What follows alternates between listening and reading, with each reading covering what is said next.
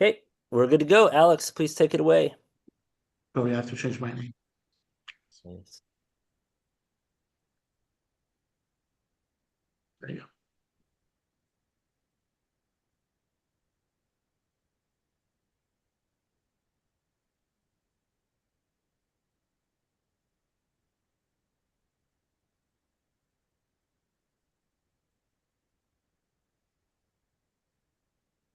Oh, I think we lost. Alex, are you back? go. Right? It's all Yeah, fine. we're back now. Please take it away. Yeah. Whoop, you're frozen again. Yeah, your picture's frozen, I think. Oh, no, no, you're bad. Yeah, sorry. Can you hear me? Yes. Yeah, sorry. It's maybe my connection is having some issues, but I will uh, I will start. So as soon as you confirm that you can hear me, I will start. Yes, go ahead. Beautiful. So welcome. Good morning, good afternoon, and good evening to all of you. Welcome to this new session of the seminar cycle Being Singular, Historical and Theoretical Perspectives. I'm Alessandro De Cesaris, and I'm here with my uh, colleague and good friend Gregory Scott Moss. And today we have the pleasure of introducing Andrew Lazella from the University of Scranton. Andrew Lazella is a bachelor from the Hamline University in St. Paul, then a doctorate from DePaul University in Chicago, and is an expert of medieval philosophy. He also studied at the Humboldt University in Berlin, Germany. His research focuses on medieval philosophy, especially medieval metaphysics and 19th and 20th century philosophy. And the reason why we invited him is because he wrote a beautiful book called The Singular Voice of Being, John Duns Scotus, and Ultimate Difference. And we are very happy to have him with us today. So, Andrew, thanks to you so much for having accepted our invitation. The title of your paper is um, Lovers of Singularity, Desirers of Novelty, a Nominalist Defense of Being Singular. So, again, Andrew, thank you so much. You have the floor. Thank you. I'm going to start sharing my PowerPoint. And the first thing I will say is an apology. I do not like PowerPoint. I'm not good at doing PowerPoints, and so what you're going to see is very unlovely to quote a line from Quine that I cite in the paper. But I figured it would be good to have something in front of us to look at. And so why is this not working? Okay, there we go. So to begin, I would like to thank the organizers, both Alex and Gregory, for inviting me to give this talk. As they mentioned, I'm an expert in medieval philosophy and contemporary continental philosophy. And in preparing this talk, it gave me a chance to think of my own background in the history of philosophy and my own philosophical lineage, and how central this concept of singularity is to it. My Dr. Vater, Richard A. Lee Jr., his first book was on medieval conceptions of the singular as an object of scientia, and to what extent various thinkers within the medieval tradition thought of singularity either as something so devoid of any content that we could just ignore it and sort of toss it away, or something so rich, something so profound that we can't quite grasp it with our finite intellects. And my lineage in these terms goes back even further to Rainer Schormann, who was the Dr. Vater of Rick. And Schormann was a thinker who really brought this conception of singularity to the fore in terms of the history of philosophy and a lot of the work that it does within the history of philosophy. So it gives me great pride today to be able to talk about it and really think about what this concept of singularity is doing, where it fits in, both within the historical tradition, but also more so with respect to contemporary philosophy and the various traditions of both continental and analytic philosophy. So what I'm going to do to begin today is I'm going to situate the paper that I passed around in terms of this larger book project that I'm finishing, and it should be done by the end of the summer. And the title of the book is Nominalism for a New Millennium. And I'm sort of playing on this term new millennium because it both refers to one of the primary interlocutors of the book, which is Peter Abelard, who is writing at the turn of the past millennium. But it also looks forward to our own situation here in this new millennium and asks us, or forces us to ask the question of what conceptions of singularity, what they have to offer us to think through some of our own problems, including one that I touch upon in the beginning and the end of the paper, and that's the current state of artificial intelligence. And so I'll sort of frame the larger project, and then I'll talk about the structure of the paper. And then if anyone, we can go into details about anything or everything that people want to talk about. So to begin, the larger project I mentioned is this book that I'm publishing for Edinburgh University Press called Nominalism for a New Millennium. Just as a word of caution here, or a word of clarification, I'm using this word nominalism sort of broadly to refer to all the different forms of anti-realism concerning the problem of universals. So I understand that there are various nuances between something like conceptualism versus nominalism versus these various positions with respect to the history of philosophy. But I'm using nominalism as sort of a catch-all for all the anti-realist positions, and I work this out a little more in the book. Now, one of the main structural focuses that I take up is the difference between what I call, for lack of a better term, austerity or mainstream nominalism on the one hand, from profligate, or what I've also come to call Meinomian nominalism on the other. And I'll just say a word about these two traditions. Austerity nominalism is really what one thinks about when one thinks about nominalism. That's the, as I say, the mainstream of nominalism that you can trace basically more or less unbroken from 1277 to the present. And by the present, as my paper hopefully highlights, it's actually informative of much of the research that's being done in the contemporary development of artificial intelligence. That is, there's a link between the tradition of mainstream nominalism and the connectionist paradigms that are informing the current development on artificial intelligence. Why 1277, you ask, or if we want to be even more precise about the date, we could say March 19th of 1277. And this is a very pivotal date within the history of philosophy in the Latin West. And when I use this term Latin West, I mean the world of medieval scholasticism, where Latin was the primary language of philosophy. And what happens in 1277, as many people know, is that there had been such a major increase in the engagement of scholastic philosophers with Aristotle and the Aristotelian tradition that it becomes such a primary focus of study at the medieval universities that the Bishop of Paris, Etienne Tempier, finally stepped in and issued what has come to be known as the Condemnations of 1277.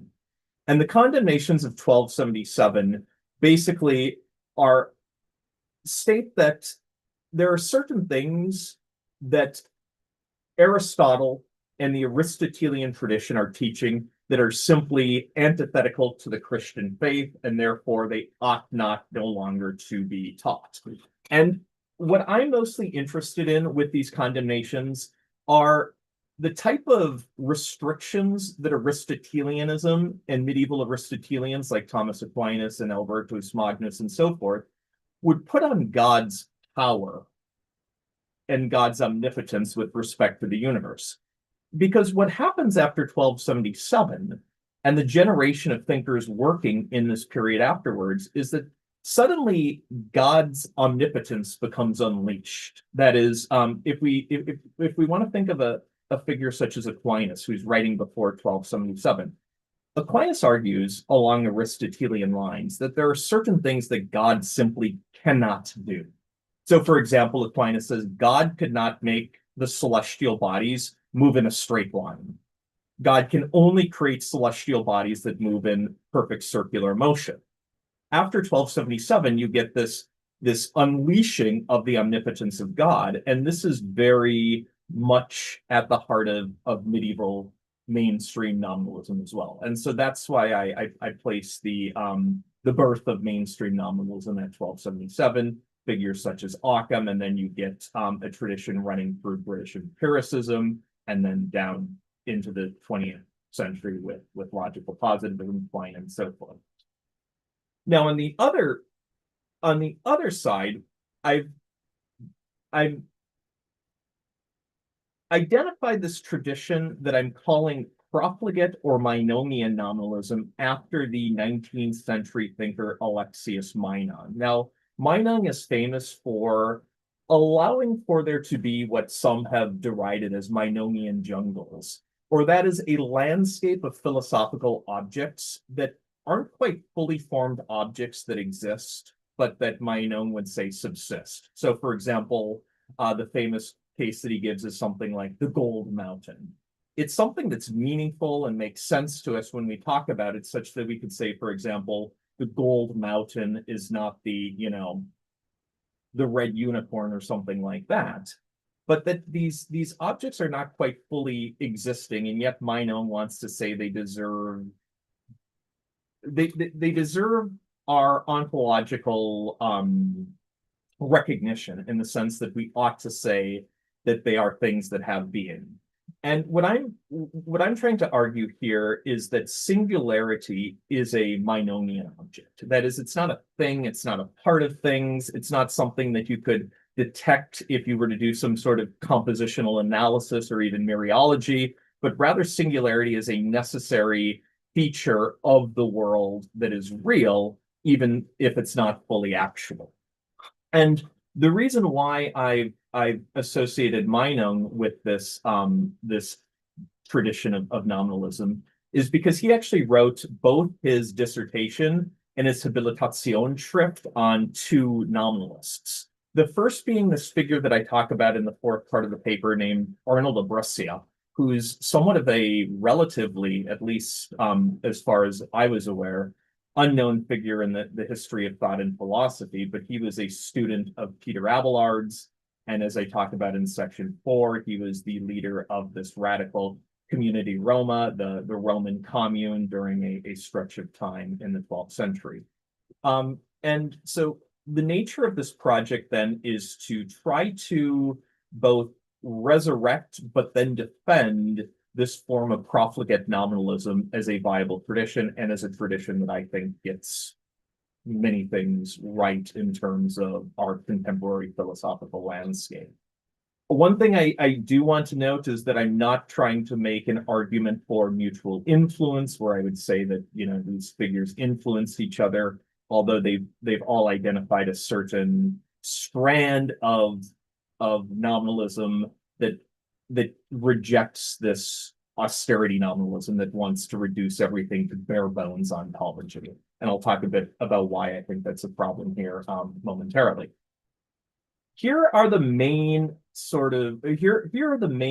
differentia of profligate nominalism, and I'll just run through these quickly, and if anyone wants me to talk more about these in Q&A, I can, but I'm going to focus on a few of these, and then, again, we can go back to these. The first is that profligate nominalism tends to have a methodology that's a lot more dialectical rather than empirical. That is, mainstream nominalism is associated with empiricism, the idea that our minds confront a world of immediately given data of various points, and then we build hypotheses and scientia, or knowledge, on the basis of our empirical observations of the world. Profligate nominalism is a lot more dialectical insofar as it holds that our encounter with the world is already with structured, interpreted objects, of which we then must engage not through this naive empiricism, but rather through a dialectical engagement. The second thing is plastic categorization. That is, profligate nominalism allows for much more fluid categorization, not so binary and not so hierarchical. The third one, and as a scholar of SCOTUS, I have to mention this, minor distinctions. That is, There are distinctions that are more nuanced and subtle, but that are necessary to recognize. I'll skip over 4 because that's not as important to our talk here. But 5 is really one of the most important, and that is this notion of possibility as both imminent and imminent. And one of the things that I argue that I will argue in the book is that one of the telltale signs of mainstream nominalism is how it exports possibility, especially in the 20th century, to this notion of other possible worlds. So that in order to make sense of real possibility, such as someone saying, I could have been rich, the way we make sense of statements like that is to say, well, there's some version of me in this other possible world that is rich, and therefore that makes sense of our utterance of that statement here in our world. And what I want to argue is that that profligate nominalism has a much richer sense of possibility, and one that operates within the context of our world rather than some other possible world. And I think, or I argue that that's a very important move for this form of nominalism because it opens up various ethical and political landscapes that otherwise might not be available. Number 6, weird unities, and we've seen a lot of this in terms of the types of unities that I talk about in this paper. Abelard has, as we talked about, a very heterodox model of the Trinity, and then when you get into his Christology about the nature of Christ, he has a very, there too, heterodox notion of the second person of the Trinity, which I talk about again in the larger project, but not as much here. And then I talked about the weird unity that is the community Roma, or the CDR under Arnold, and that is this idea that somehow this medieval commune was unified with the ancient Roman Republic, and was speaking on the authority of the Senatus Populus Quae Romana, or the Senate and people of Rome. Number 7, a benign God. And as I mentioned before, one of the telltale signs of mainstream nominalism is a focus on divine omnipotence. That is, God can do anything save those things that are contradictions, and that we shouldn't be putting restrictions on omnipotence. That's not the case with profligate nominalism. That is, they tend not to opt for the unmitigated absolute power of God in ways that mainstream nominalism does. And there are, I think, very important and significant consequences because of them. And then the final is this notion of thought as being a revolutionary force, or our ability to imagine things otherwise than they are, as being able to bring about new possibilities other than the ones that are placed before us. Okay. Here are some of the figures that I want to argue are associated with this form of profligate nominalism: the Stoics, in particular Chrysippus, Abelard, obviously, John Peter Olivey, who is this radical medieval spiritual Franciscan, Anne Conway, Leibniz, I would argue, in his best moments, Meinong, certain phenomenologists, including Husserl, various members of the Frankfurt School. Martin Jay, the critical theorist at the University of Berkeley, he just came out with a book called Magical Nominalism, in which he identifies the Frankfurt School of critical theory as espousing a different form of nominalism than what he calls conventional nominalism. And I've been talking with him quite a bit about our respective projects, and we both agree that this magical nominalism of which he speaks fits in nicely with this larger trajectory of profligate nominalism that I'm talking about. And he talks a lot more about the Jewish figures of the Middle Ages as well, so I highly recommend his book. And then others such as Deleuze and Foucault, and what we sometimes call the contemporary continental tradition. And then there are various practical figures as well. I'll talk a bit about. Okay. So to begin, I just want to say a word about one of the main characters, and that is someone who you've probably heard of in some respects, but may not be as familiar with where he fits into the landscape of medieval or of philosophy as such, and that's Peter Abelard. And Abelard's dates, as I list up here, are 1079 to 1142. And this period is important, as I noticed, because it's around 1050 or so. This is when Europe or Western Europe starts coming out of the so-called Dark Ages, and is undergoing this economic and social and cultural and intellectual recovery. And Abelard is writing during this period of time where Europe is coming out, as I mentioned, of the Dark Ages. But it's important to note that Abelard is writing before the reintroduction of the full Aristotelian corpus. And the reason why that's important is because a lot of times when people read Abelard's ontology, they try to squeeze them into hylomorphic categories or conceptions. Abelard did not have access to any of Aristotle's scientific writings. He did not have access to the metaphysics. He's relying mostly on the logical writings, the ones that Boethius would have translated, and then the commentaries on Porphyry and Boethius. And so it's very important not to try to use the tools of hylomorphism to understand Abelard's work. I actually argue that Abelard has much more of a Stoic ontology than an Aristotelian or hylomorphic. He, as I mentioned, was a nominalist. Much of his work is dealing these death blows to the various forms of realism that were prevalent and prominent in his day, and then defending a world in which all that exists are individuals, universals are not real, they're simply figments of our linguistic conventions. And much of the project is figuring out, okay, how do we make this work? How do we make sense of a world in which all that exists are individuals? And then in terms of his writings, I talk about this a bit in section 3. He wrote 3 commentaries on the Trinity. The one that I'm going to focus on most is his Theologia Christiana, which I think is the most interesting and the most radical and provides us with the most resources for thinking through this idea of singularity. Now, just as a little bit of an aside, Abelard is famous for his love affair with Heloise, who is his brilliant interlocutor, and they exchange several letters, and much of their collective thought we're able to gather through their exchange of letters. You know, famously, he was castrated by force by her family for their love affair, and then he went on to spend the remainder of his life as a monk. And she was the head of a nunnery called the Paraclete, which he helped co-found for her. And something I'll talk about here momentarily is the way in which this concept of singularity comes up in their letter writing after the affair had ended.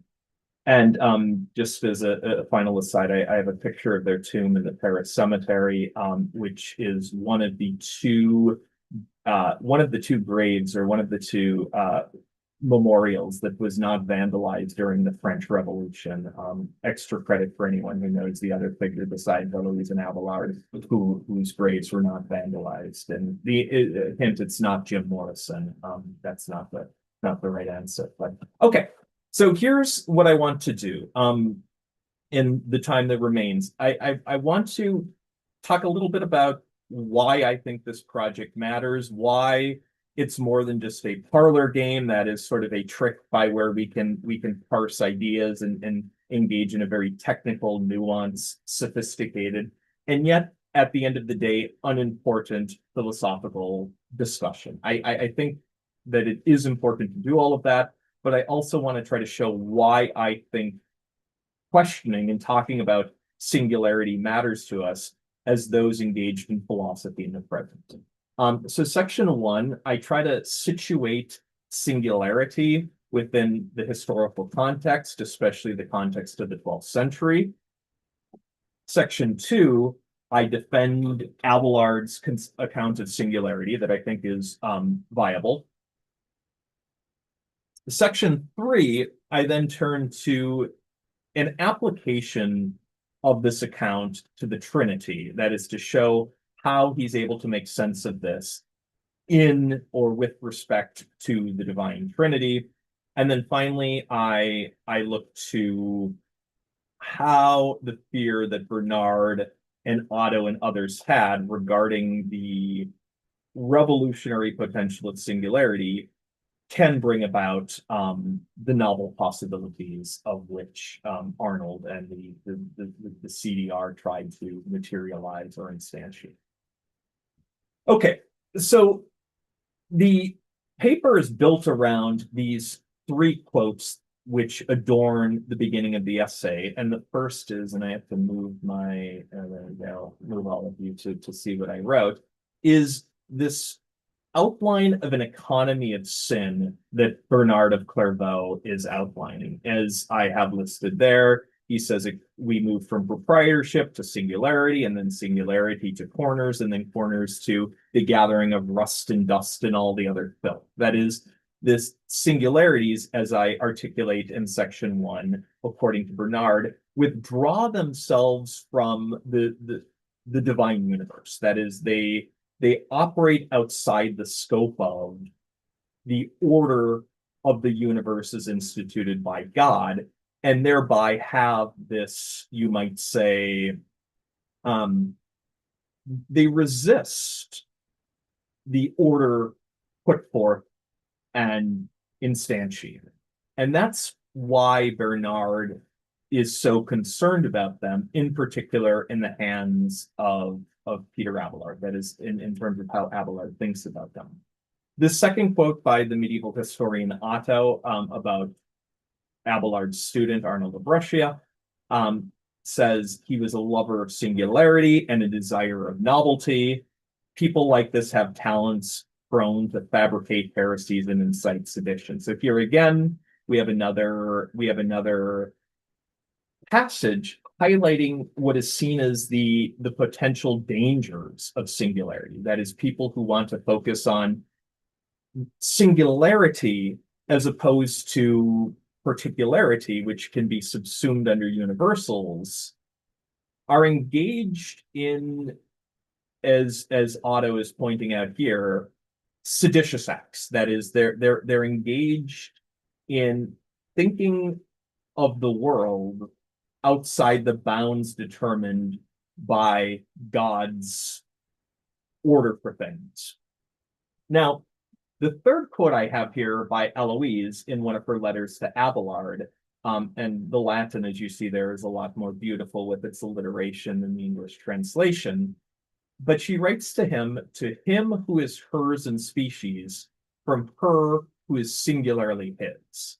And as I mentioned in section 1, she's castigating Abelard for the way in which he's telling their story in many of his accounts of it. That is, he reduces it to the most, you might say, cheap particularity. That is, he wants to sort of redeem what has happened by telling the story of from sinner to saint. That is, their story was just one more version of someone who was caught by lust and fell into sin, but then he repented and gave up his evil ways of the past, and then found God in a very pious manner. All of that wasn't true, but that's sometimes how, at least for Heloise's ears, Abelard's recounting of that is. Whereas she wants to focus on the singularity of their relationship, and so that hence the focus on this word singularly here.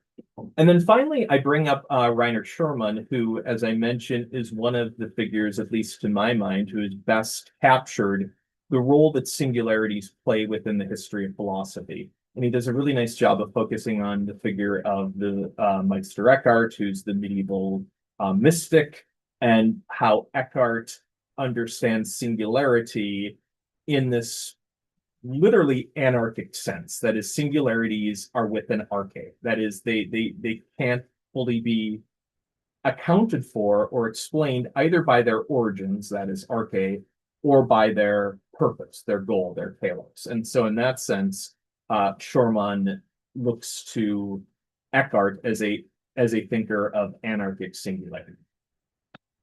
Okay, then in subsection 1.1, and I know I committed a sin of having a subsection 1.1 without a subsection 1.2, and I noticed that after I sent out the paper, and it kind of drove me nuts. But anyways, I guess I'll have to live with that. Well, what I want to do here is I want to look at both what I call acme puzzles, or these sort of, for lack of a better term, parlor games, as well as real problems that are generated in philosophy that I think singularity provides an answer to. And so I talk about various, some of these standard paradoxes, such as the debtor's paradox, or Tibbs and Tibbles, or Lumpel and Goliath. And I try, and I do this more so in the book than I do here. I try to supplement some of these examples with what I think are better or more interesting cases, because to be frank, sometimes these puzzles really are just that. They're parlor games, but not much more. And I think we can find better problems that illustrate what these puzzles are after without necessarily, giving them the full weight that sometimes they're granted. And so I try to come up with slightly better examples. One of which is this famous account of the king's two bodies, and how that operates in the Middle Ages. And then I also want to point to some more contemporary factors that I think are relevant, especially regarding matters of structural racism, and how certain individuals are interpolated or called forth as singularities on the basis of racial designation, and how being singularized in that matter really has an effect and is real. And this is where we see the reality of singularity. That is, it has real effects in the world and does something happens. It determines how people live or aren't able to live. And two of the examples I give that capture that well are W.E.B. Du Bois' double consciousness, which is the notion that in a structurally racist society, individuals of certain color designations are required to think of themselves in essentially as two singularities, both as they see themselves, but then as the outside world perceives them, and that they need to consciously be negotiating or navigating between these two personae that they're forced to live under. And then also in a similar vein, Frantz Fanon's white skin, black masks. And of course, because I'm from I'm from the state of Minnesota in the United States, I had to make a reference to our native genius, and that is Prince and his wonderful album Purple Rain. So I wanted to make sure to include that. Okay, now to section 2, defending singularities. And I begin with this passage from Leibniz that I think is an important one to take serious, and that is, if you're going to introduce something into your ontology, you should have good grounds for doing so. And what Leibniz is worried about here is that there are certain things, as he says, such as a pile of rocks or the Dutch East India Company, that many people, many of his contemporaries, want to recognize as being unities. And yet there are these weird sort of unities that aren't quite the same as substantial or organic ones. And Leibniz doesn't quite know what to do with them, although, as this passage suggests, he's worried that if we start opening the door for things such as corporations, such as universities, or nowadays with transnational corporations, if we recognize them as entities, that might open the door for, just anything, as he says, mock suns or dreams or anything can be given this recognition. Now, what I want to argue, or what I do argue, is that singularities should be recognized with the loi de bourgeoisie, as Leibniz says there. That is, we ought to recognize singularities. And in a large part, something such as corporations, at least in the United States, are already recognized legally under our Constitution as persons. And so I would say that we need to keep thinking in that direction of we're already using these categorizations to pick out or designate certain sectors of reality as saying this is a thing, the Dutch East India Company or this university. And by recognizing it as a certain type of thing, it's afforded various legal and other sorts of protections. And so it really does matter what we recognize as singularities. And so my argument is that there are good grounds, even with Leibniz's concern here, for recognizing singularities.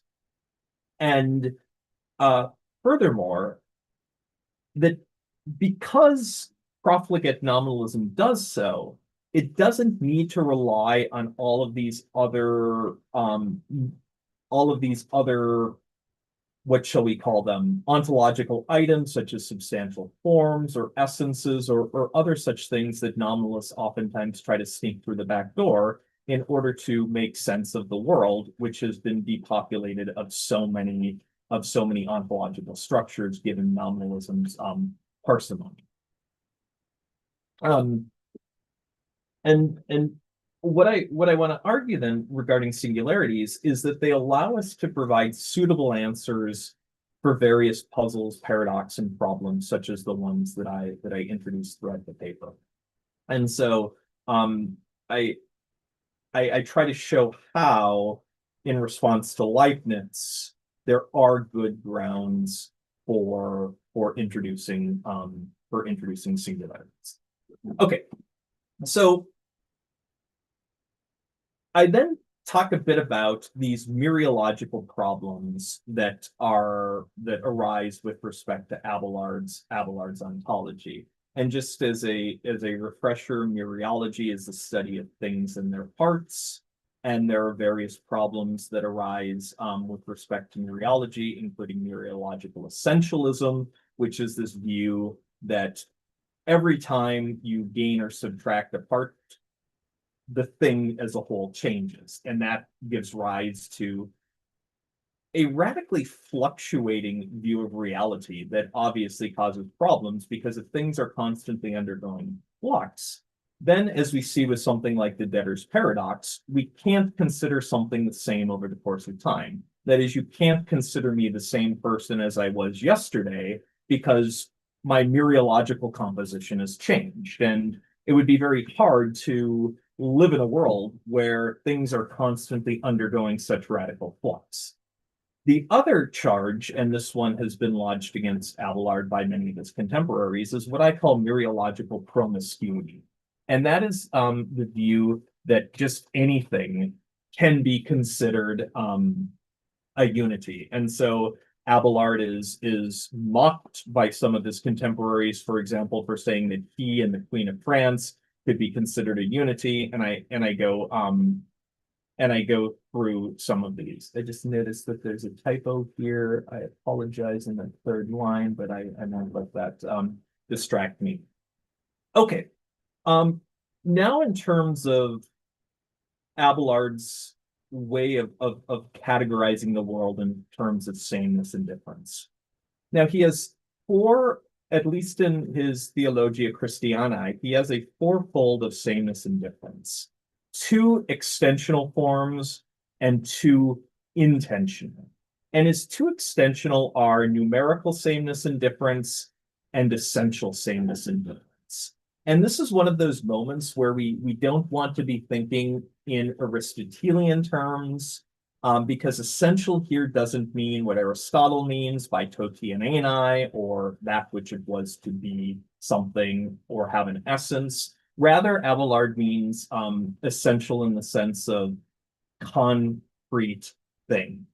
And numerical sameness and difference and essential sameness and difference go hand in hand, although they're slightly separate, because something, for example, can be essentially different but numerically the same. So, for example, my hand is numerically the same as me. That is, it doesn't count as a separate item in addition to me, but it is me.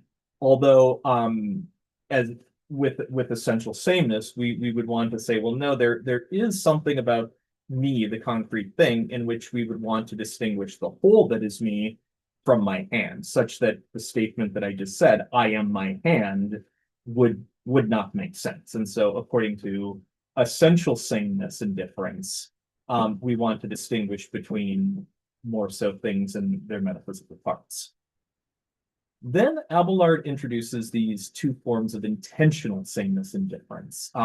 That is sameness and difference of what he calls status and sameness and difference of property. Now, I do a lot in the book of talking about sameness and difference of status, because status is Abelard's answer to the problem of universals. That is, when he wants to think through why is it that language classifies, for example, Socrates and Plato both as humans and Brunellus the horse as not a human, on what grounds does it do so? That is, if we live in a world in which universals don't really exist, how do we avoid the charge that such classification is merely arbitrary?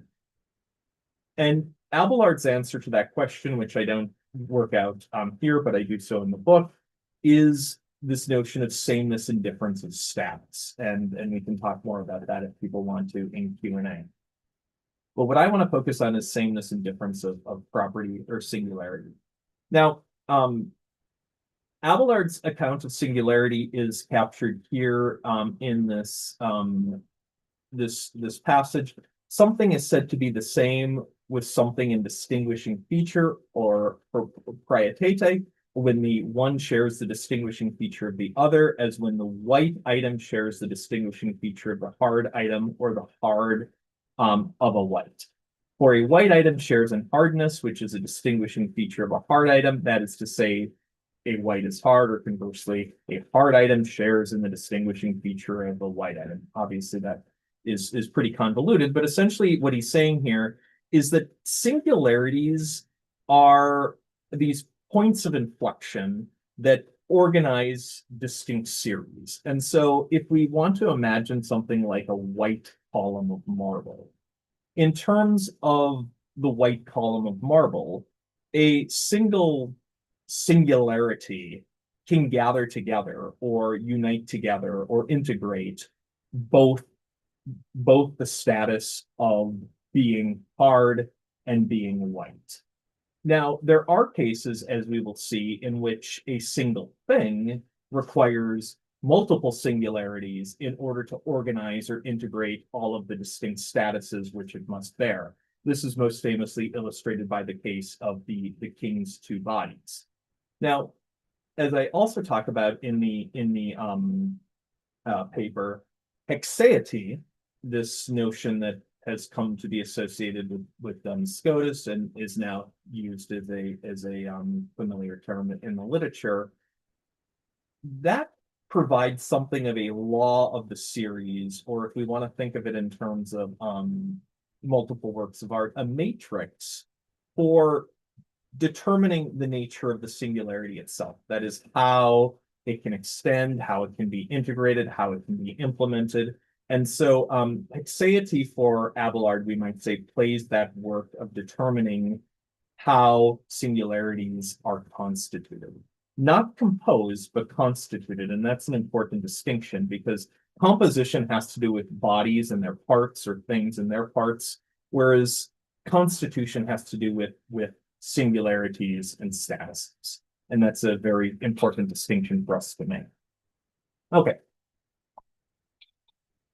Now, what I argue then, I return to the various puzzles that we get in subsection 1.1, and now with this concept of singularity in tow, I argue that there's a way in which, even with mereological change, Abelard argues that there's a sameness of property that persists. That is, even as the parts and the compositional makeup of mostly material individuals is undergoing change, on the intentional level of singularities, something remains the same.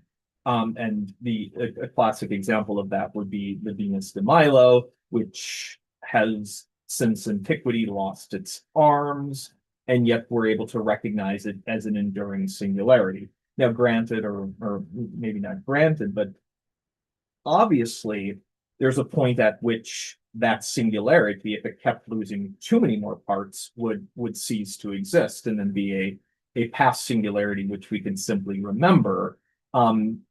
But what this account of singularity that Abelard puts forward is meant to show is that we're able to accommodate certain mereological changes, even somewhat radical ones, because of the work that these intentional concepts of singularity and status are doing. Just to kind of keep track, how am I doing on time? You have maybe You're fine. 28, maybe 18 minutes or so. Okay, perfect. Sounds good. Okay, so and we can talk more about how singularity responds to the various puzzles that I mention and that are treated in contemporary theories of material constitution. But just to focus on the one that the king's body brings up. That is, what we see here is a case of a single individual thing. That is one individual biological human being that bears within itself, through what I call gemination, a multitude of statuses. That is both the political body and the natural body of the king. So too with works of art, such as when I bring up the example of Prince's Purple Rain, that is as a artistic singularity, as a case of gemination in which you have multiple singularities residing in a single thing. Now, the reason why I want to highlight this relationship of multiple singularities residing in a single thing is because Abelard will then use this not only to solve these various puzzles and problems and so forth, but he then applies this to the divine trinity, which, as I talk about in the paper, gets him into a lot of trouble with his contemporaries, especially Bernard, who somewhat childishly refers to this as a stultology or a stupidology, which is, kind of petty, but I'll leave it at that. But the idea here is that the argument that I want to make in section 3 is that Abelard's heterodox, and I won't weigh in on whether or not I think it's heretical, but Abelard's heterodox account of the Christian Trinity provides a test case for his account of singularities. And I think it's one that works. I think it's a very viable position. I think it makes sense. And I think he's able to solve a lot of the problems that this notion of the Christian Trinity brings to bear. Now, Bernard's charge against Abelard that he issued to Pope Innocent was that Abelard teaches with Arius, and this is a heresy that I'll talk about here momentarily. There are degrees and grades in the Trinity. And then Bernard also accuses Abelard of being a Pelagian, which anyone who's familiar with medieval philosophy knows that that's this heresy that humans are able to enact their own, you might say, good works and good deeds without the infusion of supernatural grace, so that we can do things on our own to endear and ingratiate ourselves to God. And that was the heresy that was condemned early on by Augustine against Pelagius, who thought he was following Augustine's teaching, but Augustine pointed out that he was, he had bastardized it. But Bernard is accusing Abelard of engaging in this Pelagian heresy. There are some really interesting ways in which I think he's both right and wrong. We can talk about it if people are interested, but it has to do a lot with how Abelard understands the incarnation. and how he rejects the standard models of the incarnation of the 12th century, most of which had to do with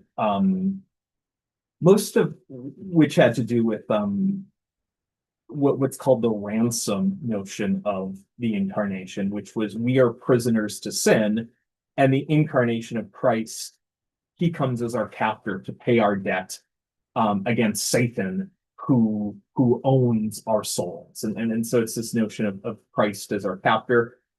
Abelard rejects all of that. He has a much more fascinating, nuanced account of this economy of sin, which we can talk about if you like. But then also the heresy of Nestorius, that he divides Christ's nature. Now, the charge that Bernard is making that I think is wrong is that Abelard says that God is three things. And that's where I really want to stress the subtlety and nuance of Abelard's positions on sameness and difference, because it's not that he's saying that God is three things. He's saying God is one individual thing. But within this one individual thing or Godhead, there are three singularities according to this process of gemination. And so you have the three persons that are distinct from each other on account of their property, their singular properties. And so the business of counting how many things becomes a little bit complicated when we're trying to deal with singularities. And that's something that I come back to at the end of the paper as well, because especially with Quine and his nominalism that wants to be able to quantify everything in the world, singularities resist that easy and neat quantification. But I do want to stress that I think it's very incorrect to say that Abelard would say that God is three things. And again, God is one individual thing, but three singularities. And the same goes for, more mundane things like the king, but also something such as the multiple works of art and so forth. Okay, now going a little bit further with what is considered Abelard's heretical account of the Trinity, he has a very, for lack of a better word, unusual account of the third person of the divine Trinity and the role that it plays in the makeup of the cosmos. And one thing that has been pointed to by many scholars is that his account of the third person of the Trinity, namely the Holy Spirit, comes very close to the Stoic doctrine of the world soul, which I think he's able to avoid in various ways. But he does have a very unusual model of the third person of the Trinity for reasons I'll say here momentarily. But just a more general word about Abelard's thinking on the Holy Spirit. It plays a very vital role in all of his thought.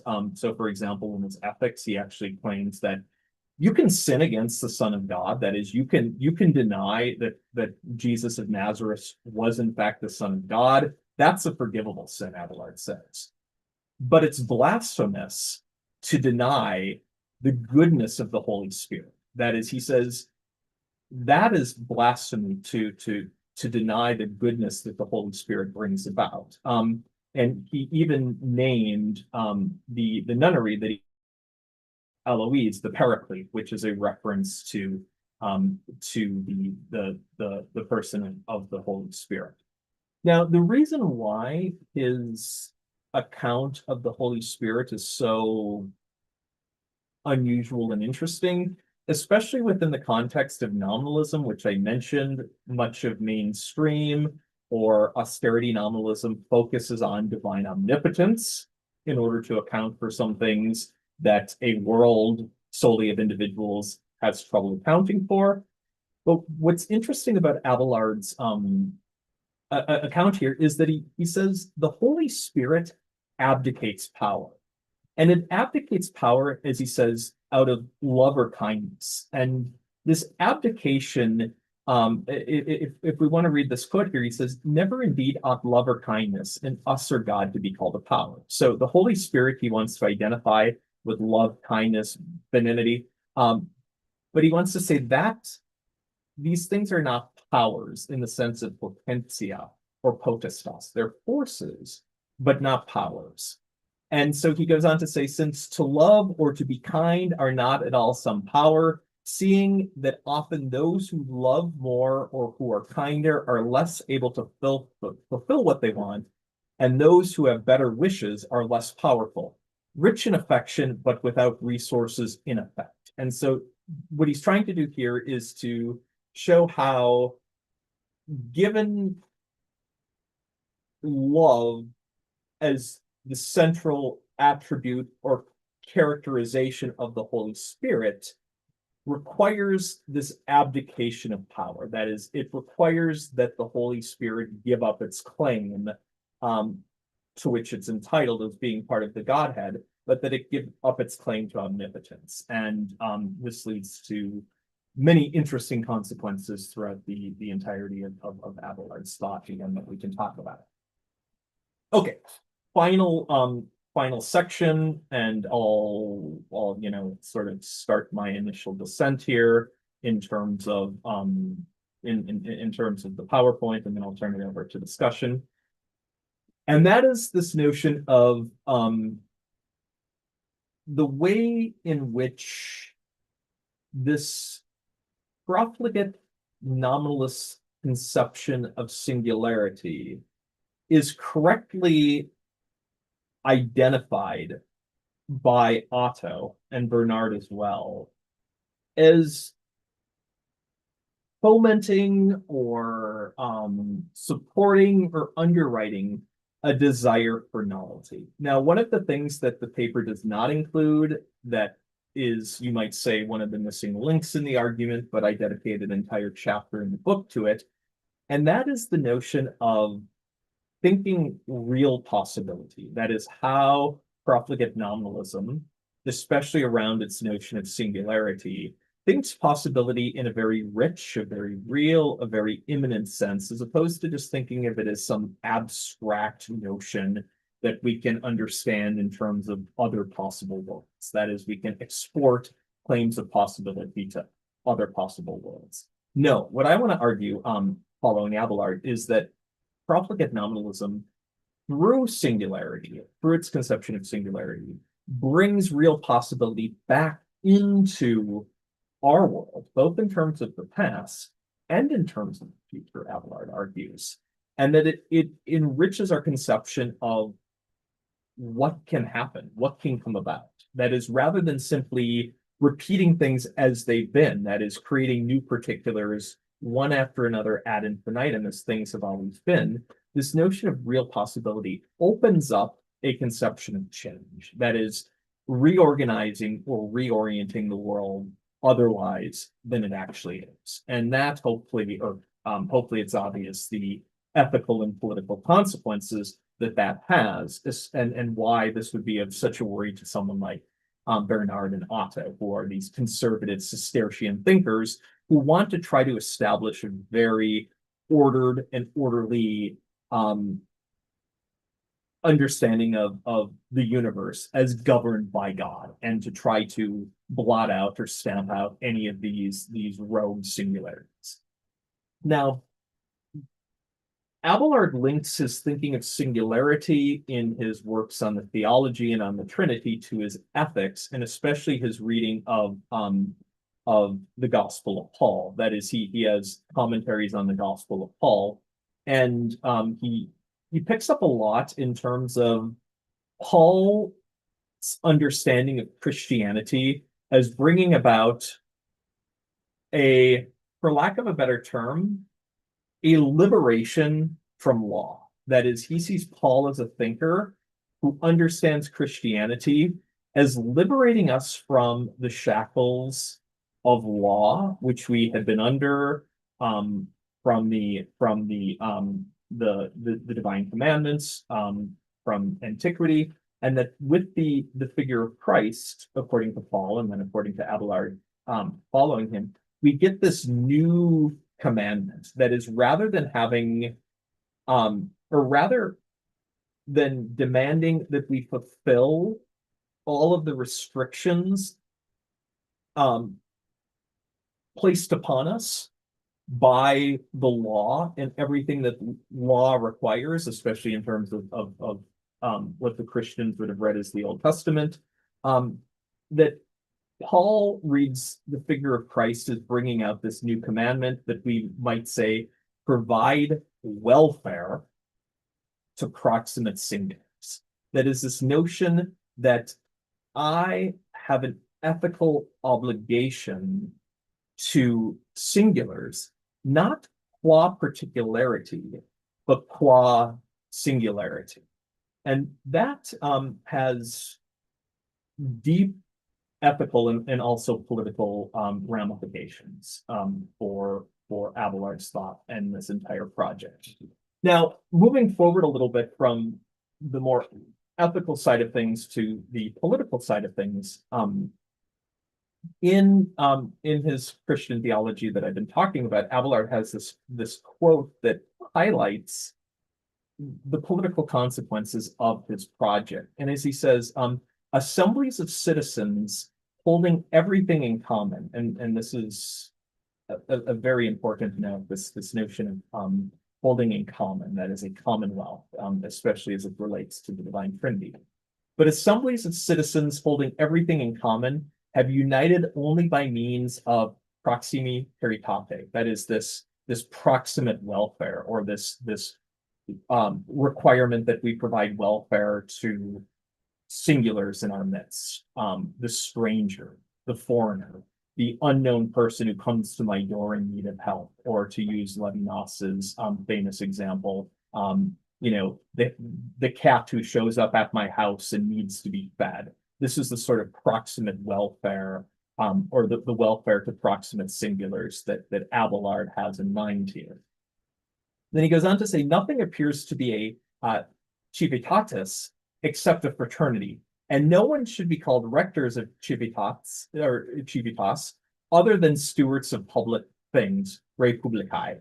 The primitive church, and here again he's contrasting the primitive church to his contemporary church, prescribed this apostolic life. And now this goes back to something I mentioned earlier, and that is what's going on in the 11th century, especially after the Renaissance, the economic and social Renaissance of 1050. The medieval church of Abelard's day has become quite wealthy. That is, it's become quite lavish. This is the time in which Romanesque and then Gothic cathedrals are being built for the first time, and the medieval church at this point is becoming very, not only wealthy, but very politically engaged. That is, it's the church and its head, the Pope, are acting as feudal lords amongst other feudal lords in the landscape of medieval politics. And so what Abelard's doing here is he's calling out this model of, you might say, primitive communism of the original church and its apostolic life, as opposed to the way in which the church was acting and organizing itself in his day. Now, what's interesting is he actually agrees with Bernard and Otto in this regard. That is one of the things that was a hallmark of the Cistercian order, which is what the monastic order of which both Bernard and Otto were a part, was they were critical of medieval wealth as well. That is, they wanted people to live a lot more humbly, a lot less, arrogantly and brazenly, and they too were critical of the wealth of the medieval church. But for Abelard, the idea was the way in which that wealth should be, managed or appropriated or distributed is not according to a model that Bernard or Otto would envision, but rather, as he says here, because all things were common to the people, and no one claimed anything as their own, they were distributed each according to their need. And so he here is envisioning this commonwealth of singularities based around this guiding principle of providing welfare to proximate singers. Now, it's his student Arnold of Brescia who puts this vision into practice with the Roman commune, of which he was head for a time in the 1140s during its most radical stretch. And here's a quote from another one of Abelard's students, John of Salisbury, where he says, "The Pope was," Arnold said, "so far from apostolic that he imitated neither the life nor the doctrine of the apostles, wherefore neither obedience nor reverence was due to him." And so basically, Arnold is, as Otto correctly notes, he's inciting sedition. He's saying we do not owe allegiance to the Pope because the Pope has become a feudal lord, and he and the church is not operating on the model of the apostolic church. Now, just a quick word about Arnold. Sorry, Andrew, Yeah. just to interrupt real quick, we've gone over an hour, so I just wanted to let Oh you yeah. Yep. could, Oh, great. Thank you. I'm finish it. actually at perfect time. I'll just say a word Perfect. about this and Just then checking in. Thanks. great. Thank you much. So I outlined a bit in the paper about who Arnold was, his role with the Roman Commune, or the CDR, and how this is a commune that both preceded him and succeeded him, and he comes in sort of at this pivotal, most radical moment.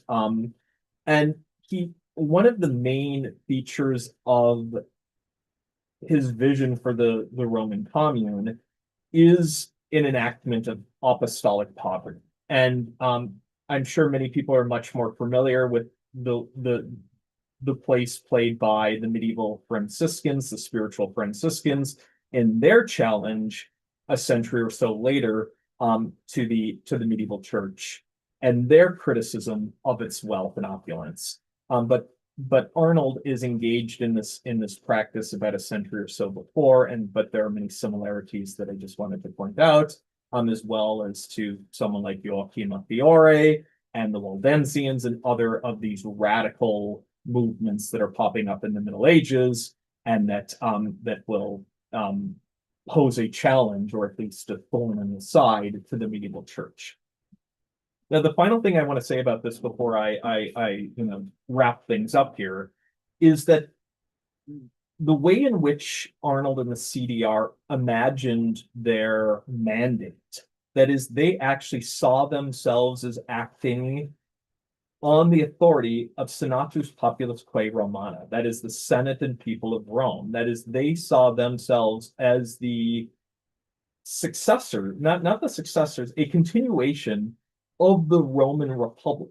And that even though there is this temporal gap between the ancient Roman Republic and themselves, they saw themselves as, you might say, the same singularity. That is, this rather weird unity that has this massive temporal gap in terms of how it's performed or how it's enacted. And so this model of these political organizations or these communes provide us with one example of the work being done here by singularities. Okay, here's the final thing I'll say, and then I will take time for questions.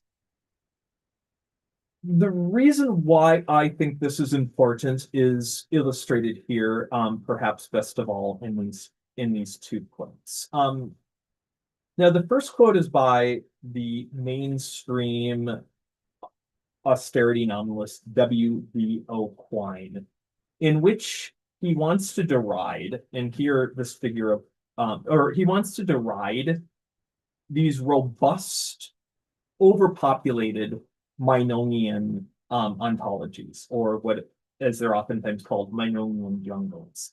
And basically what Quine wants to do is he wants a bare bones ontology in which everything that is granted ontological status can be quantified.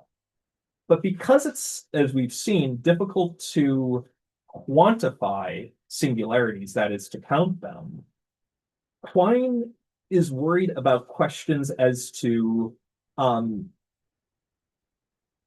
talking about these entities that we can't quite individuate. And so he gives this derisive example of the two possible men at the door.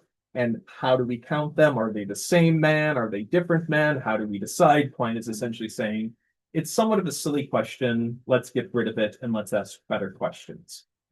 Now, following Herbert Marcuse, the Frankfurt School theorist in his One-Dimensional Man, I too disagree with this in terms of the notion that Quine's strategy of austerity nominalism not only has very dangerous ontological consequences, it also has very dangerous political consequences.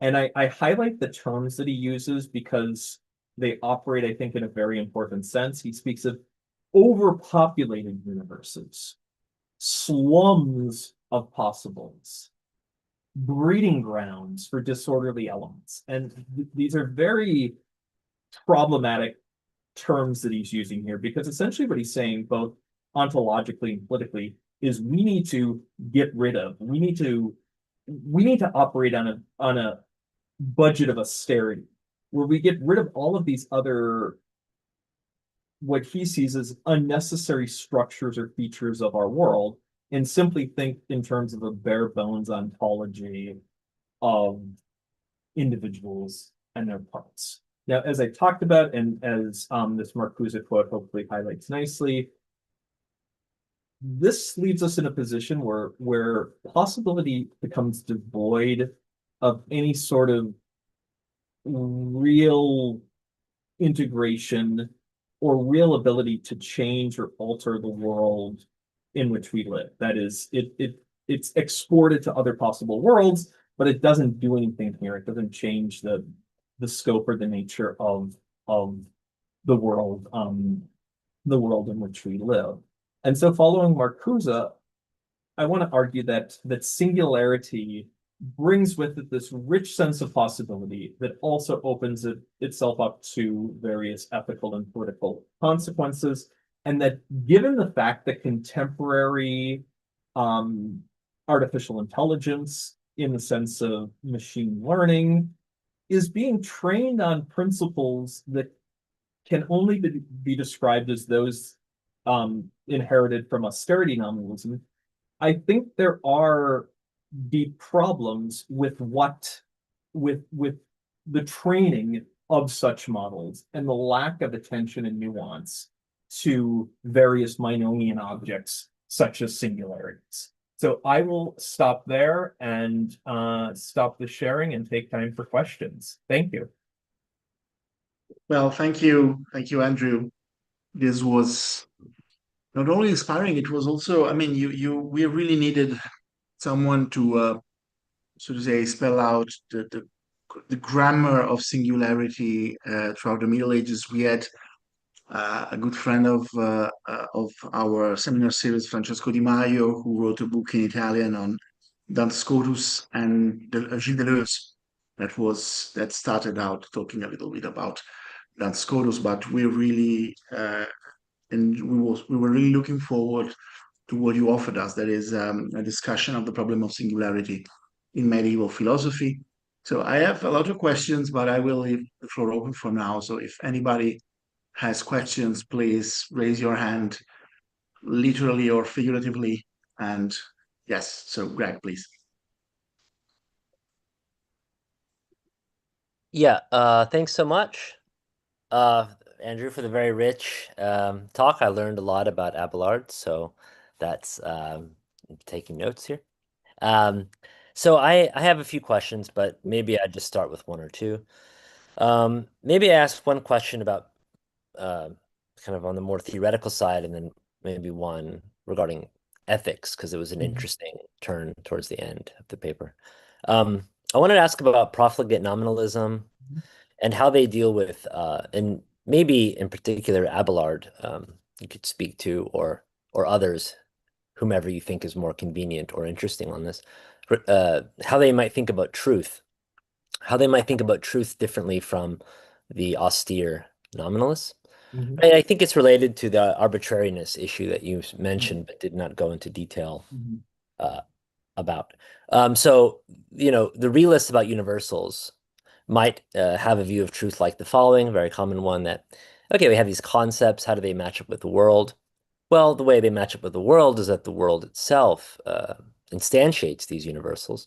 And so you match up the universal in thought with the universal in the world, and then you have this correspondence, this truth, right? This you could even speak of it as like self-correspondence, right? So Mhm. like you have this very classical, I would say, way of spelling out how realism about universals is connected up with or makes truth possible. So I'm curious. How the profligate nominalisms would how they think about, or Abelard maybe in particular, maybe how they're thinking about truth in a way that avoids having to appeal to such universals. So that's just one question. I guess I'm also wondering about I, the yeah, go ahead, go ahead. do you want me to? I can Yeah, yeah, start yeah, yeah. uh, Please, a let's quick start answer. there. Let's start there. Yes. Yeah, so you're absolutely right. Profligate nominalism faces the same challenges that all forms of nominalism do in terms of truth, where you don't have these ready-made objects where if I say, Brunellus is a horse, that matches on to, individual Brunellus with the part of him which is horseness. Absolutely correct.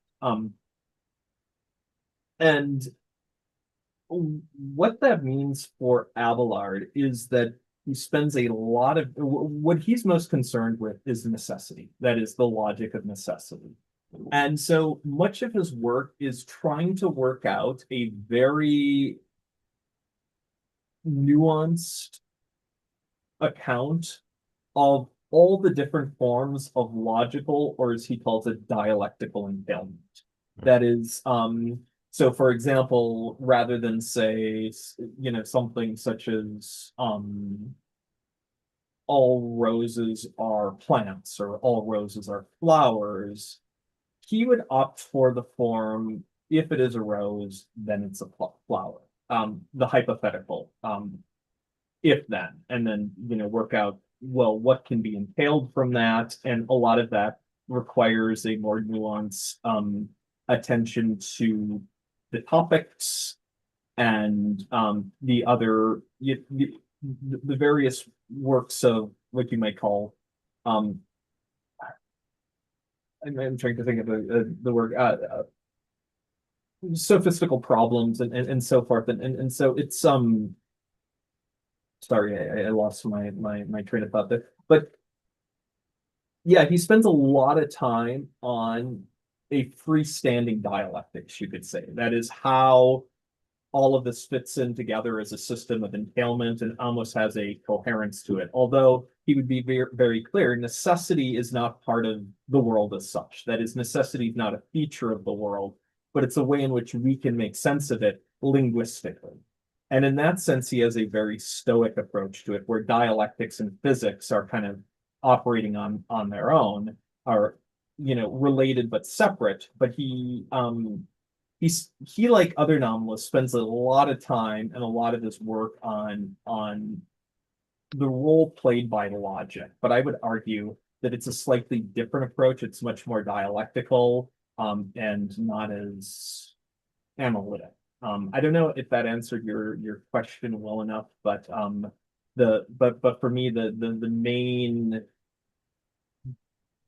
main work done, or the main thing that he wants to focus on is the necessity and how we can make statements of necessity as nominalists without getting ourselves into trouble insofar as we continents, universals. And he thinks these hypothetical chains of entailment can get us there. That is, if then, and it gets a lot more nuanced than that, because you might say, for example, if it is a human, then it is risible, in which case risible would be a different form of entailment, because risibility follows not as my essence as such, but as a property of my essence. And so how all that gets worked out, he works that in his book on logic called Okay. Yeah, yeah. So it sounds like there's a lot of details to work through there. Yeah, I guess as I was listening to you, couldn't help but just think about the kind of interesting, maybe prima facie uh, fact, or at least this appearance of truth being a kind of universal. Like if someone said, it is true that, and then Yeah, position, or then it is true that. And so people might yeah. distinguish meta and object languages and this kind of thing. So then I was thinking, what would the nominalist implication, even the prophet kind, what kind of implications would that have for truth if it is a kind of universal? And then also in the religious language, I am the way, the truth, and the Yeah, life. yeah, yeah. What would that even mean if truth is Mhm. way made conventional or some other kind of transformation going on? One Um, thing I will say, and I have a better answer than the one I just gave you, and something that I work out in the book more is what Abelard means by what he calls sound understanding. Because mm, mm. to be fair, he thinks we do have a very limited grasp of the world. Yeah, yeah, yeah, yeah, Our cognitive capacities are limited, and yeah. he That makes sense. allows for that, and that we don't have divine knowledge, whatever that would look like. Mm. But we are able to, he does distinguish between what he calls empty opinion and sound understanding. Okay. But the main thing I would argue, and this I think is important, is that the profligate nominalists on a whole don't tend to be of the empirical bend that Yes, main. that's helpful. Yeah, that's very good. Just very briefly, I'll ask two quick questions.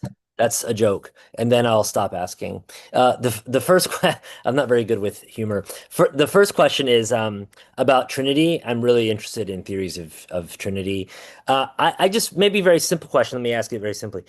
Is So God is one thing for Abelard, but three singularities? Uh, Yes, that's what I'd say. yeah, is God as one thing, one singularity composed of three singularities, or is God one thing, not a singular, composed of three singulars? So I'm just very Yeah, interested in what he would say if someone asks, well, is God singular as one thing? yeah. The way that I think he would parse that is that God is one thing, namely the Godhead, Yeah. um, that is three persons, three singularities. And so we wouldn't want to say, Okay. I don't think you'd want to count the Godhead itself as a Okay. port, because again, then that seems to be more of a extensional way of looking at things. And whether or not this turns out to be non-heretical, I I can't vouch for Yeah. that.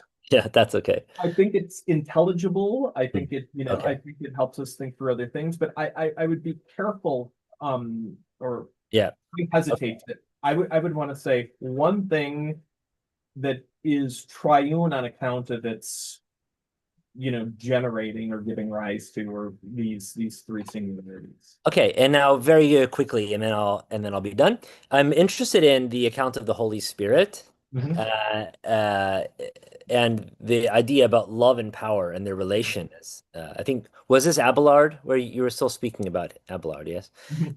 that somehow love and power are somehow inversely, so that the more love there is, this seems to kind of be inversely Yeah, to power. And I was wondering if there was an application here to evil and theodicy in some way.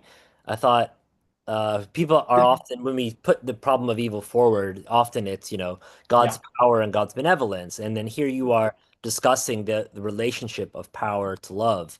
Of course, God is love, and God is also supposed to be all powerful. So I was wondering if there's an application to theodicy, yeah. or if So there's heresy brewing here as well.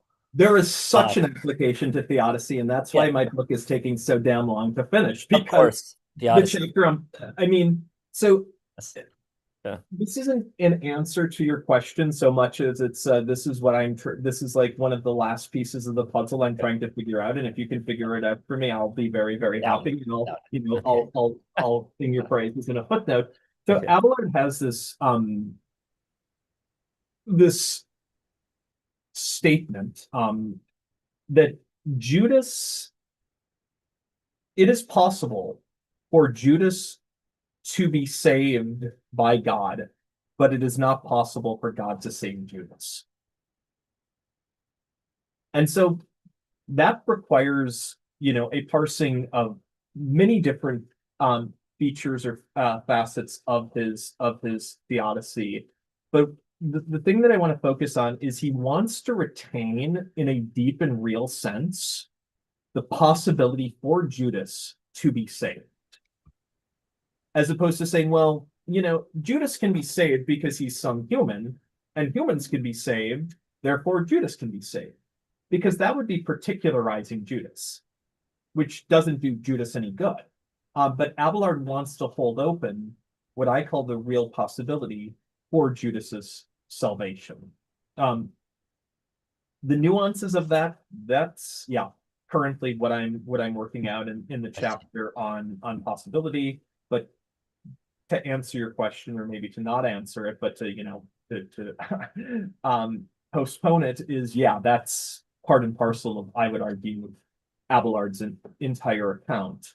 And I think the Holy Spirit plays a vital role in that process.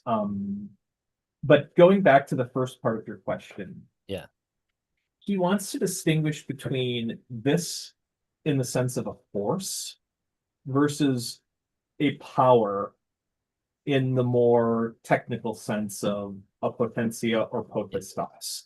And so like he speaks of something as being a force. So like thought has a force to it. Language has a force to it. Sometimes how we speak of what is the linguistic force of what you said? Was it a question? Was it a, an order? Was it a, wish? Was it a desire? So this idea of something being able to be a force without being a power.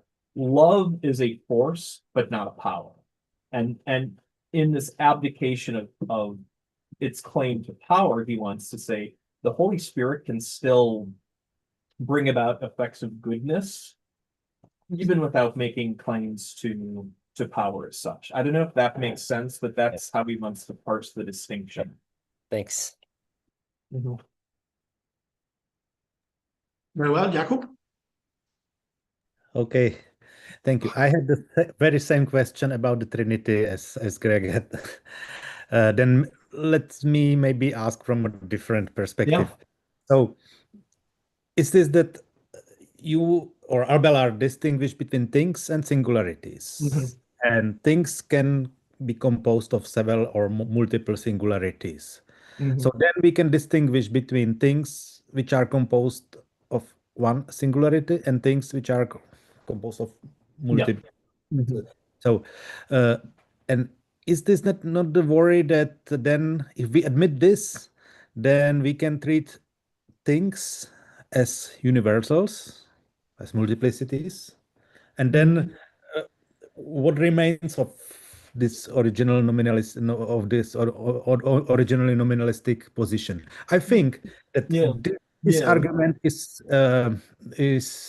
outlined in Quine's writing on many occasions. So if we admit it, so a very minor admission to realism would destroy the whole nominalistic project. That Oh was, yeah, absolutely. I think, Absolutely. his overall worry in many of his work. Maybe I can. Maybe the best articulation of this worry is in his paper together with Nelson Goodman. I think steps towards from the 40s, several steps toward what's the title of the paper? Yeah, I know when you're talking Several about. steps towards constitutive nominalism or something like this. So where they both admit that what is called an object doesn't need to be spatial or temporary continuous. So it can be exactly like this.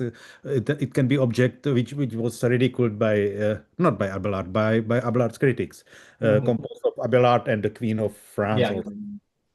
So Yeah, and that's where I completely agree with you. If it does turn out to be a universal, then then we have problems, or at least the moniker of nominalism does not hold for Abelard.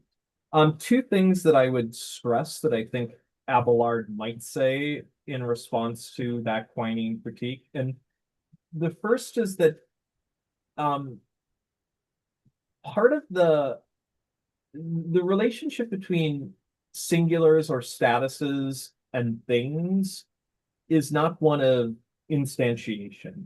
It's not that so for example, this goes back to my example of something like a musical album.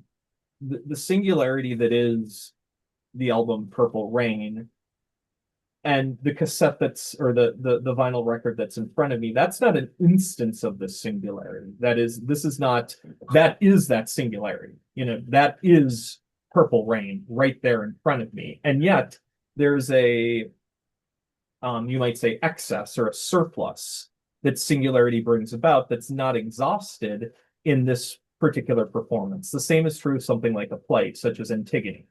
Each performance of Antigone is going to be a spatiotemporal event. It's going to, it's going to perform. I almost said instantiate. I think that's the wrong word. That reality, that object, which is Antigone, and yet there's, you might say, a non-identity between the two. So that's what I think Abelard would say, is that we have to allow for a different sort of relationship. Sometimes you hear people use this in terms of something like tokens and types. I want to move away from that. I think that's not what Abelard's doing. I don't think he's doing this in a Persian sense. We can talk about that more if you want, but that there has to be a different sort of relationship. And that goes back to the Stoics, in the sense that they want to distinguish between what physics studies in terms of bodies and how bodies mix and interact with each other, and how they're composed, versus these what they call the incorporeal attributes, which are constituted of, you might say, virtual parts, but that are not composed in the same way as bodies are. And then this relationship of performance or the event is how these tours relate to one another. And that's why I want to really press Abelard's Stoic origins, because that seems to be his best strategy for getting out of some of the problems you outlined. Because I would argue, and there's that nice book by Briere on Chrysippus and the Stoics, where he actually argues for the Stoics as nominalists, and I think he's right, because what you have are what exists are individual bodies, that is, individual hunks of matter that sort of mix and intermingle. And Abelard has a very fascinating account of Genesis and cosmology as to how God creates the world in these two stages. First, he creates what he calls chaos and matter, and then from out of that he begins drawing forth recognizable things.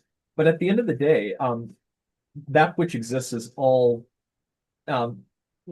individual or non-universal, in the sense that the material stuff of the world, which for the Stoics and Abelard is really real, that's not a universal in the same way that that universals traditionally conceived would be. Let me stop there for a moment and see if I'm answering your question.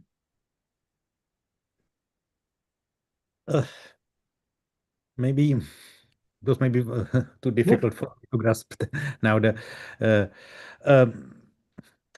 Maybe let me ask even from a different angle. Yeah. If these three God's person in the Trinity, is there unity in the one thing, grounded in their very essence? So, like the essence of the Father is that it must have has a relation to the Son, and they have the unit. They have to be united in the Spirit, or so they can only exist as Trinity. So there is no way how to. That would, I think, contradict the Old Testament, but or the way how that like the fact that they are composed together in one thing comes from the outside, from the very thing. And if it Oh, were yeah. then it would be then the nominalist position would collapse. Yeah, no, I think yeah, that's a really good question. And if I understand it correctly, I mean, Abelard does talk about the way in which so for example, the the way in which these singularities are they're able to interact with each other around this single thing of which they're a part. And so he speaks, for example, of I think I give this in the paper of gods creating or gods create. So this grammatical anomaly in the sense that you have these three singularities that in some sense are interacting or exchanging with one another. So the sun, for example, does have some power. That is, it's not that the sun is devoid of power, but there's a relation between God the Father and God the Son. So he still does allow for relations between the persons of the Trinity. He doesn't get rid of those entirely. It's just that those relations are then what word do I want to use? They're grounded in each of the three singularities. And so that I think is something that I should probably work out more in especially in the whatever the updated version of this paper is how then relations how you get the relations between singularities that are other than they just happen to be stuck in this one thing. But he does have I think a better account of that where you talk about what is the relationship of generation between the father and the son, and all of that. You still get all of that, but it's one in which their respective singularities do a lot more of the so-called heavy lifting. But yeah, thank you for bringing that up, because I think it's potentially a weak point in Abelard's and my account is then the relationship between singularities. May I add one final point?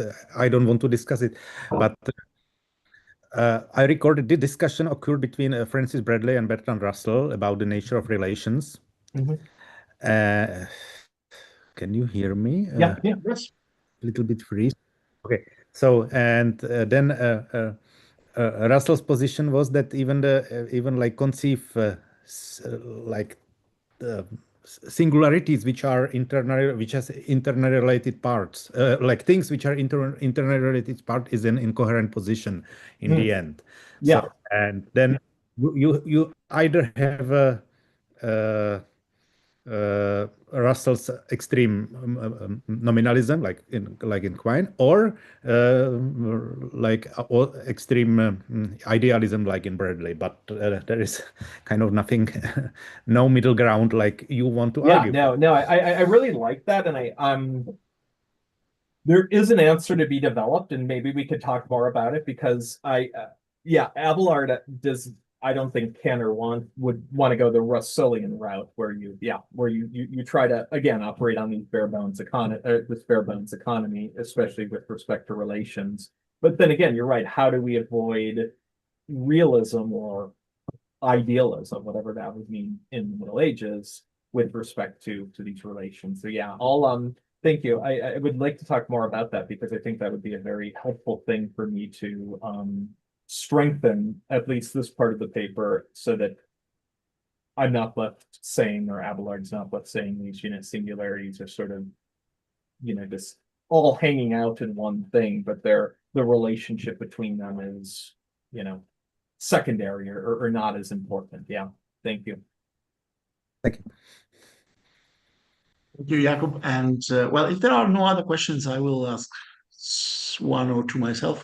Yep. Yeah. So again, Andrew, thank you. It's basically clarification questions. I just wanted to tell you, I mean, if I get it correctly, the right way to look at singularity is to see it as an alternative way of speaking about what we maybe in a more realist account call properties or I don't know, like universals basically. And I was thinking in Italy there is an Italian philosopher who expressly refers to the Stoics, and he wrote a beautiful book in French called Traits, the Metaphysics of Singularity. And it's basically about this. So he calls them traits, so to say, Paolo Godani. I can give you the reference. Happy. Yeah. Send me the reference, please. Then I want. Yeah, I will be more than happy to. And he's basically a Deleuze scholar, and he so to say he follows this path. He says precisely that they call it the minor canon of philosophy. That is this radical alternative to what we could call then realism in a way. There is a difference, maybe that if I understood correctly what Abelard means. In your paper, I have the impression that singularity always has to do with a multiplicity in a way. So there is some sort of, there are, so to say, this white and this heart, so to say. So heart and white, there is a bundle. So singularity always is some sort of, whereas, I mean, the question, maybe just a dumb clarification question is, why cannot I simply speak, for instance, of the shade of white of your jacket? Why is that not already a singularity? Yeah. That's a good question. So there, I think what Abelard would say, that would be much more of a scotistic position, right? Where you have like the hexaity or the thisness Yeah, of my jacket. But for Scotus, what that requires is each accident to have its own hexaity, such that the yeah, whiteness of my jacket is individuated by its own hexaity, such that even if you were to take this, or God were to take this and swap that with the white of your interior bathroom, this whiteness would still remain this whiteness. hmm, I don't know. So part of the answer goes to the other incorporeal attribute that does a lot of heavy lifting for Abelard, and that's status. So he would say something such as what we're talking about with that is being white. That is yeah, not whiteness as a universal, not whiteness as a thing, but and he always puts it in the infinitive and the accusative. yeah, And part of the reason why is because of taking clue from indirect or discourse in Latin grammar. So if you say, for example, it is true that my jacket is white, the way that would read in both linguistically and conceptually for Abelard is it is true that my jacket in the accusative to be white. So something like that. yeah, And yeah, so yeah, he yeah. would parse it in those terms. And then you might say the content, like the content comes from the status, that is the being white, which when we get to and this is where you get the interesting cases where in something with multiple singularities, both I'm trying to think of a good example of this. You know, the status of being white can belong to both singularities, but in different ways because Hmm. of the way in which the singularity is required to integrate the series. And so to go back to your question, that's how Abelard, I don't think Abelard would go the scotistic route of wanting to say that, accidents have their own Hmm. individuators. Yeah, yeah, yeah. Yeah, I think if he were to, that would, take him, Yeah, yeah, that, it was that just, would cause I a just little. wanted to be sure. But I mean, it is true then that, so to say, um, singularity for Abelard is not, I mean, you need a multiplicity. So you need, so to say, you call it mixing together. It's not a mix in that sense, but you need, so to say, a bundle of different determinations. Yeah. And that's where I think, or well, that's where I disagree with Reiner Schurman, for example. And that's where a lot of times when people talk about singularities, you begin getting into almost these ineffable, or sometimes, is singularity bare particulars? Is it kind of this contentless thisness that adds something. And it for SCOTUS, it does seem that singularities are doing a different sort of perform a different sort of function. And when you Yeah. refer to Deleuze, I actually think he and this goes back to Jakob's question about relations. That I think is quite similar to what Abelard is doing in some ways. Is that Yeah, yeah, yeah. singularities aren't just these sort of propertyless contents, but rather they're almost more functional in a way. Yeah, yeah. Okay. Well, thank you. Well, the second question has to do very quickly, but probably I'm still asking you to put in connection or maybe to make a comparison between Abelard and Duns Scotus, because I mean I was very fascinated by the expression manner of being, Yeah. because I use it a lot and it's very important for my reading of Hegel, for instance. So Yeah. I wanted to ask you, so to say, how, because I'm really not sure of the answer. So the question is, how does the idea that it is possible to have different manners of being interact with a universalist position? I mean, is it possible to have a universalist position and still speak about different manners of being? You said a universalist position? No, sorry, a universalist. The univocal, so a univocal Oh, account of being. so for SCOTUS, for example, yeah, on the face of it, I don't see any incompatibility. I mean, because for SCOTUS, you know, and this is the argument that I try to make in the book and elsewhere.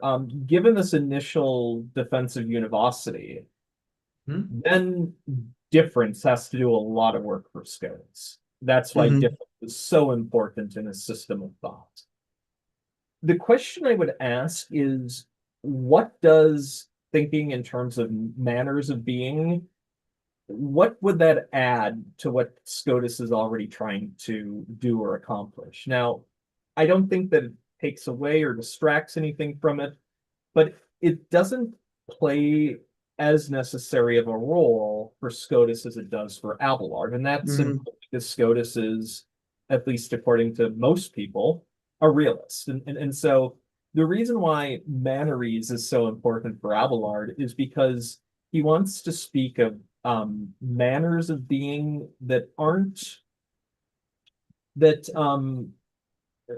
what word do I want to use? That again aren't things or parts of things, and so they can't be counted or articulated in the same way that things and their parts are, including universal parts or ontological parts such as properties and so forth.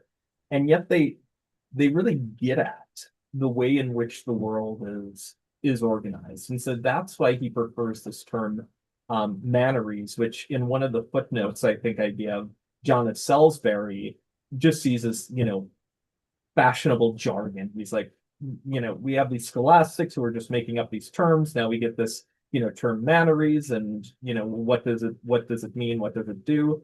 But for Abelard, it's meant to pick up some of the, fill in some of the gaps left over Yeah, by the elimination of universals. And so yeah. manneries are very deeply associated with status for him. That is, having a different status is having a different manner of being. So I can either, it even if I'm one and the same human being risible and being able to sail, to use his favorite examples, are different manners of being. And yet there aren't things or parts of things, whether physical or ontological, that you can find in me and say, aha, I have this robust property, being able to sail or being able to laugh. Those are that's why manners play such an important role for him. Yeah, thank you. No, because I was just thinking about, that book by von Thuinen about the philosophy of mannerism. And I Mhm. mean, it's very striking that manner and mode are almost opposite Yeah. terms in a way. So Yeah. that's so maybe so modality and mannery are absolutely not the same thing, which Yeah. is maybe also interesting. Well, I mean, if there are no other questions, Andrew, thank you so Thank much you. for this beautiful exchange. What we are going to do is we are going to publish this on the YouTube channel of our seminar. And I will send you an email because I need some references that I'd love to have. You talked about that in your paper, but this has been great. We are going to readjourn after summer, so have a nice summer, and we are going to be back with Elena Tripaldi, Jakob Macha, and other speakers. Thank you so much, and Andrew, really, thank you for this beautiful paper. Thank you all. Thanks so much. Thanks, Andrew. Bye. Yeah. Bye. You all. Have a great day. Bye.